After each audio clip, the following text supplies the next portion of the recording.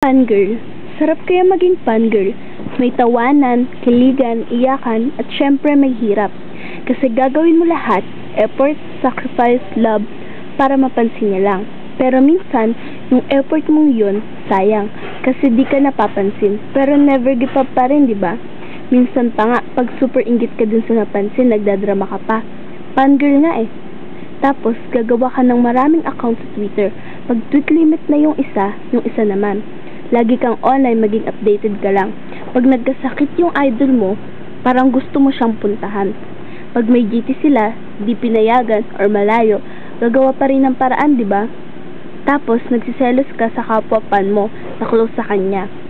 Picture niya pa lang, abot na sa tenga yung ngiti mo. Tapos, yung kilig factor pa. Yung mga haters niya, halos isumpa mo na. Siya ang boyfriend mo sa imaginations mo. Favorite niya, favorite mo rin.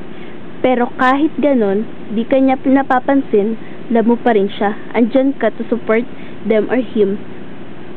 Pabansang word ng isang fan, tiwala lang. Hi babe, hi Owie, sana mapansin mo na ako.